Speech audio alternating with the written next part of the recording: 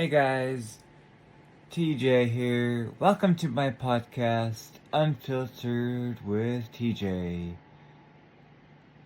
Let me get into things by going over a quick recap of the week. So, I'm still getting used to being back at BK. It's kind of like, for me, like riding a bike. Like, I remember most of the things that we do. They're like procedures and BK's certain way of doing things, and when they release limited time offer items and things like that.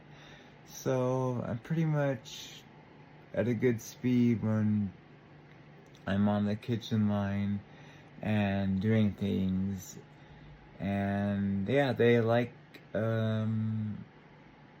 my work ethic. I'm quick. I always am staying busy.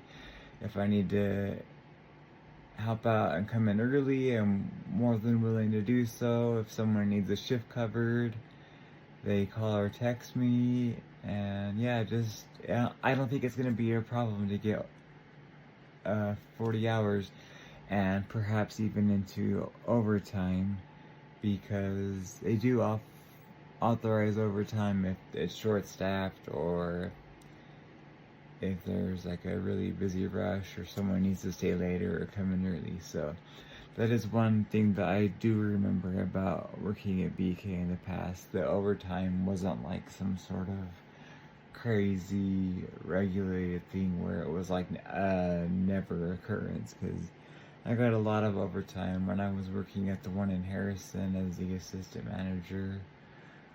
I would be scheduled 50 hours, so 10 of the hours would be overtime. So that was pretty nice while I was there. But back to now, my week has been pretty alright. I'll say it was just alright. Just worked a lot. And since I'm getting full-time hours where I'm at, I don't think I'm going to try and pursue the other BK store, because I don't really need to, unless I want even more hours, and then I have to deal with the GM at the other BK, and she seems like she's just pushing me off or just dragging me along. I'm not quite sure why. But anyway, let's get to some questions. First question: when did you realize you wanted to share your story publicly instead of keeping it private?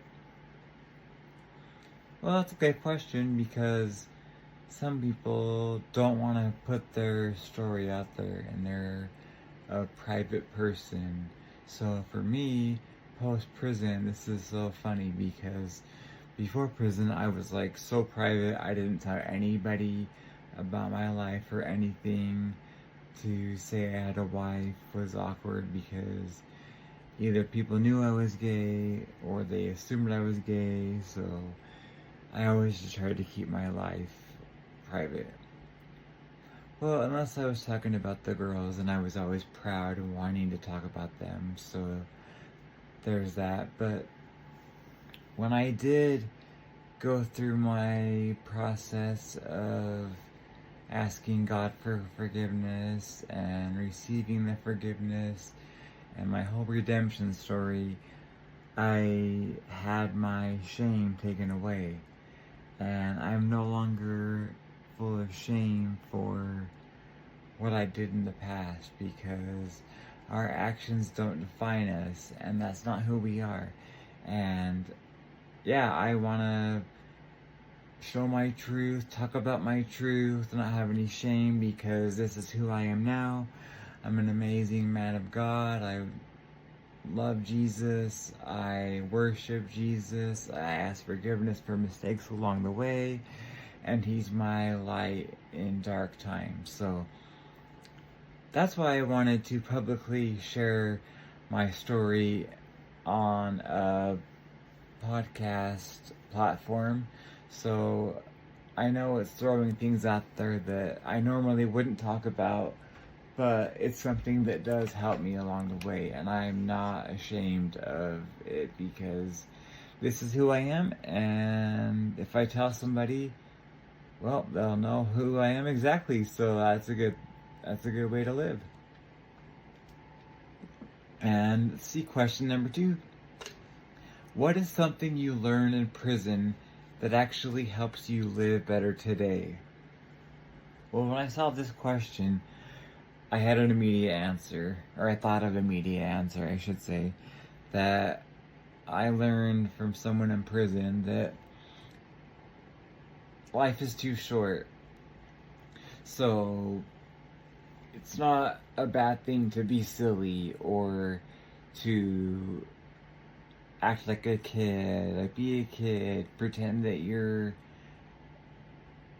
a dog, pretend that you're whatever, an animal, or pretend that you're a little kid doing a treasure hunt, or just be silly.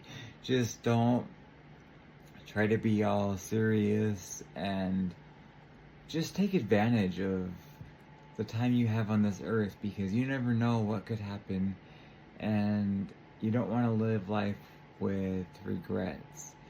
And it's better to just do whatever makes you happy, make jokes, have fun, and just laugh. Just find somebody that will make you laugh every day. Just have someone that makes you smile just to see them, or buy them a little treat, or just play a fun game. Just do whatever you can, because life is too short. So that's something that I definitely learned in prison from somebody, and that really helps me live today a lot better. So I wanted to throw out just some random facts because, I don't know, just because I find random facts kind of like entertaining and things. So, well, let me tell you just a couple of facts. Don't worry, I don't have a big old long list. So the first fact is Alaska is the only US state whose name can be typed using only one row of keys on a keyboard. Da-da-da. That's kind of crazy that it's just one row on a keyboard. Is anybody else like thinking about it in your head? Like ALASK? Yeah, it is one line. I don't know, I thought that was kind of interesting. Trying to think about other states that come even close to that. But let me tell you another random fact. So, it would take 19 minutes to fall from the North Pole to the Earth's core. To me, this does not sound realistic. But no, I guess it does, because if you think about it, the Earth is so huge, and yeah, there's a lot of distance to fall to the Earth's core. So yeah, I guess that on second thought, that does make kind of some sense. So yeah, if anybody wants to fall from the North Pole to the Earth's core, it'll only take you 19 minutes. Da-da-da. Okay, well, there's some random facts for you. Maybe you can tell somebody else and see what they think. But I just wanted to do it because I'm just silly and I love to just be fun and laugh. So let me get to the story that I teased earlier this week about this episode, where I would talk about this. And this week I did something that I have not done since I've been released from prison. So this thing I've done it this week, and it was so nice, and I'm so glad I did it, and I just don't know why it's taken me so long because it's really important. I know why I haven't done it, but I know that it is also important at the same time. So the thing I've done that I haven't done since I've been out of prison is to take time for myself.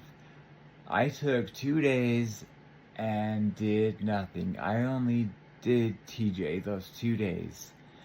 I didn't leave the house for 2 days, with the exception of work on the second day towards the end of the day. So it was almost 2 full days where I did not do anything for anyone. I only had myself in mind.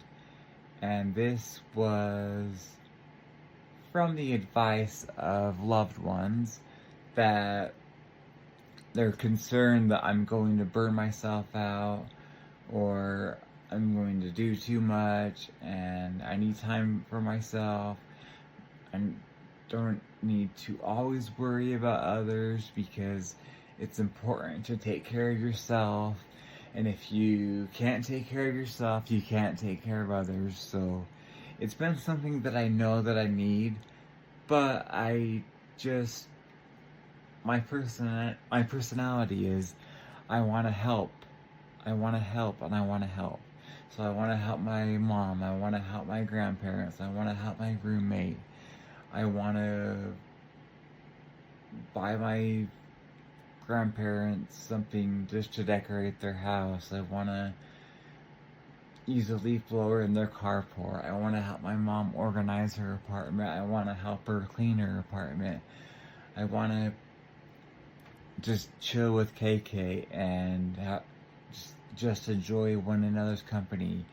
Or I want to make sure I'm doing the best I can at my job, or I'm searching for jobs like constantly, consistently, over and over, or I'm doing this errand or that errand, or I'm running, which is not really like I guess that's also me time, but it's almost been like a chore because my goal was to run at least 2 miles a day, and I did that for 2 months in a row.